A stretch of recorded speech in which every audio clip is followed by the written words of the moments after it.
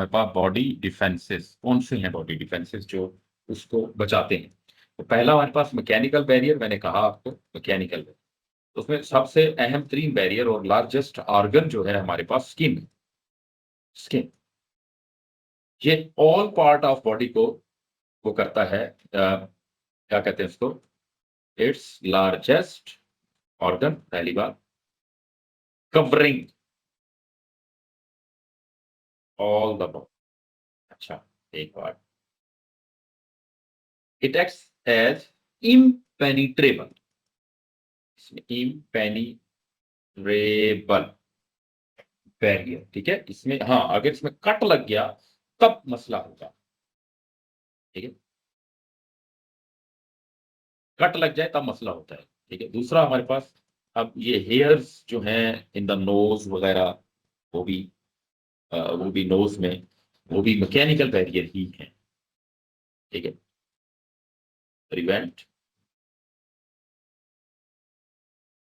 Entry कैसे, by blocking और sticking the स्टकिंग the pathogen, ठीक है।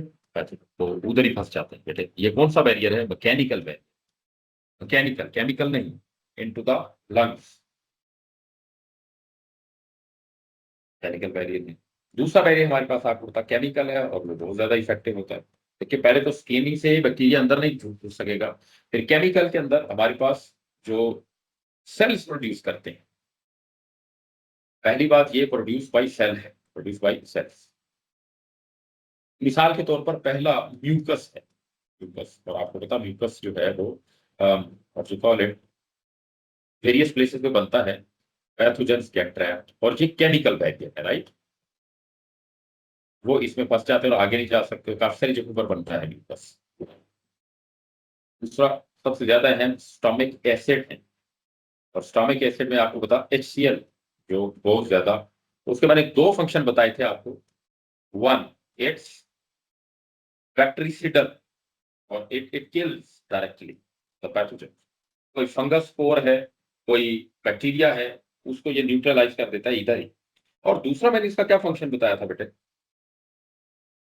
ये बेटी आईमा, इसका एक और फंक्शन बताया था, HCl प्रोवाइड्स आइडियल इन्वायरमेंट, इस चीज के लिए। ये अगर एग्जाम में आए ना, इसका फंक्शन ये इम्यूनिटी का फंक्शन नहीं है, डाइजेशन का फंक्शन, ये वाला, ये याद रखना, मैं रिवाइज करवा रहा हूं क्योंकि क्वेश्चन आ गया था। डाइजेशन में ये फंक्शन आपने लिखना, इम्यूनिटी में नहीं लिखना। Provides ideal environment for enzymes to act, ठीक है। ये डाइजेशन वाले सिस्टम में आपने लिखना है। स्टमिक एसिड हमें यहां से बचाता है। अच्छा, तीसरा बैरियर हमारे पास सेल्स है। सेल्स, सेल बहुत बड़ा खुद बैरियर है, जिसमें हम डिफरेंट टाइप्स ऑफ WBC जैसे हैं, types of WBCs work to prevent. WBC तो बहुत सारे डिफरेंट टाइप्स के हैं, और उसमें लिम्फोसाइट्स वगैरह हमने बहुत बात की थी ना बेटे, सही। कुछ लिम्फोसाइट हैं, वो कुछ फेगोसाइट हैं, वो prevent pathogens reaching areas of the body. कौन से, where they can, where pathogens can replicate. असल में इन्फेक्शन कैन रेप्लिकेट, इन्फेक्शन वो होता है जब सेल में या किसी फेवरेट प्लेस पर जो बैक्टीरिया वगैरह है या पैथोजन वो एंट्री कर ले, और उसके बाद वहां पर रेप्लिकेट होना भी स्टार्ट कर दे। एक मिनट बेटे, नहीं नहीं बेटे, जब कॉन्सेंट्रेट देखें, जब जब भी हेलोजन वाला मिक्सचर आएगा ना, हेलोजन वाला सोल्यूशन आएगा इलेक्ट्रोलाइसिस में, तो जब हेलोजन का ऐसा सोल्यूशन है जो कॉन्सेंट्रेटेड है, तो तब हम रिएक्टिविटी में जो क्लोरीन वगैरह हैं इनको, ये क्योंकि नीचे होते हैं तो ये क्या थो एनोड पर जाते हैं और डिस्चार्ज करते हैं अपने चार्ज को। लेकिन अगर डाइल्यूट सॉल्यूशन हो तो फिर OH आयन ही जाता है हमेशा, वही डिस्चार्ज होता है और ऑक्सीजन गैस प्रोड्यूस होती है। अब अगर एग्जामिनर मेंशन ना करे, देखिए नोट्स में ये चीज बिल्कुल एक्सप्लिसिटली एक्सप्लेन्ड है, अगर एग्जामिनर डाइल्यूट मेंशन ना करे, कॉन्सेंट्रेट भी मेंशन ना करे, तो हम डाइल्यूट ही कंसीडर करेंगे और ऑक्सीजन आई गैस को ही एनोड के ऊपर शो करेंगे। क्लोरीन नहीं शो करेंगे, हेलोजन नहीं शो करेंगे। हेलोजन तब शो होता है जब सॉल्यूशन कॉन्सेंट्रेटेड होता है, समझ गए? अच्छा, क्या बता रहा था? तो वहां पर इन्फेक्शन को देखें। अब ये इसका अगर क्वेश्चन आ जाए, ये भी 5 नंबर का आता है, सेलुलर लेवल पर इम्यूनिटी क्या है? सेलुलर लेवल पर इम्यूनिटी क्या है? 5 मार्क्स का क्वेश्चन आ सकता है। तो हमने बोला different types of WBC prevent करते हैं। एक वाई फेगोसाइटोसिस, ठीक है, ये आपको 3rd मार्क्स मिलेगा ये कहकर, ठीक है। पैथोजेंस को डायरेक्ट ही इंगल्फ कर लेना, आगे थोड़ा सा एक्सप्लेन कर देंगे, ठीक है।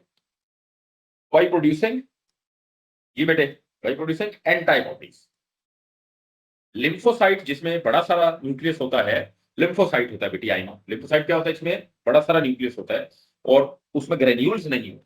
और फेगोसाइट क्या होता है? उसमें हॉर्स शू शेप का न्यूक्लियस होता है, लोब टाइप का, और उसमें ग्रेन्यूल्स भी होते हैं। फेगोसाइटोसिस फेगोसाइट करता है। और एंटीबॉडीज बेटे कौन बनाता है? लिम्फोसाइट। बेटे लिम्फोसाइट बड़ा सेल होता है, उसमें एक ही सेंट्रल न्यूक्लियस होता है। और इसका मैंने बताया क्या था, फंक्शन क्या बताया था एंटीबॉडीज का बेटे? क्या फंक्शन बताया था? एंटीबॉडीज कैसे इफेक्टिव है न्यूट्रलाइजिंग द पैथोजन और कंट्रोलिंग द पैथोजन? कैसे बेटे? एक्चुअली, हाँ जी, एक्सप्लेन करें। बाइंड करती है किसको? पैथोजन को। ओके, फिर हाँ सर वो बाइंड करती हैं कॉम्प्लीमेंट्री एंटीबॉडीज के साथ, उसके बाद फिर जी उनको बेटे, डिसेबल करती हैं जाके फेगोसाइटोसिस वगैरह। जी, ये आपने बहुत अच्छा बताया बेटी ज़ैनब इंतहा, बिल्कुल बिल्कुल आपने सही जवाब दिया। एंटीबॉडीज उसको क्लम्प कर लेती हैं। किसको क्लम्प कर लेती हैं? पैथोजन को पकड़ लेती हैं। क्लम्प पैथोजेनिक जो हमारे पास सेल हैं उनको वो पकड़ लेती हैं, ठीक है, इकट्ठा पकड़ के। और उनको अब जाहिर है वो अब जब पकड़े जाएंगे, ऐसे क्लम्प हो जाएंगे बेटी ज़ैनब, आपने बिल्कुल बेहतरीन बताया। तो वो फिर वो मूव थोड़ी कर सकेंगे जैसे वो पहले मूव कर रहे थे, और वो जो मूव ही नहीं कर सकेंगे तो फिर। और दूसरी बात, एंड रिलीजिंग केमिकल्स, जो एंटीबॉडीज हैं, ये जो सेल्स है ना, ये वाले सेल्स जो एंटीबॉडीज बनाते हैं, that signal to others as well. देखें, एंटीबॉडीज वाले सेल्स दो किस्म के तरीकों से यूज करके दैट मे और मस्ट बी डिस्क्राइब। पता क्या, अब आपने बेटे सही दो बातें समझनी है। एक तो लिम्फोसाइट काम करते हैं, पैथोजेंस को क्लम्प कर लेते हैं और उनको मूव ही नहीं करने देते। जब पैथोजन मूव ही नहीं कर पाएंगे, जब पैथोजन मूव ही नहीं कर पाएंगे तो रिस्ट्रिक्ट हो जाएंगे, उनको फेगोसाइट्स आकर खा जाएंगे। एक दूसरा क्या करते हैं लिम्फोसाइट? केमिकल सेक्रीट करते हैं, खास किस्म के केमिकल्स। वो केमिकल्स क्या करते हैं? सिग्नल प्रोवाइड करते हैं दूसरे सेल्स को कि भाई इधर आओ, इधर इंफेक्शन हुआ हुआ है, और उन पैथोजेंस को फिर वाइंड अप कर दिया जाता है फौरन, राइट।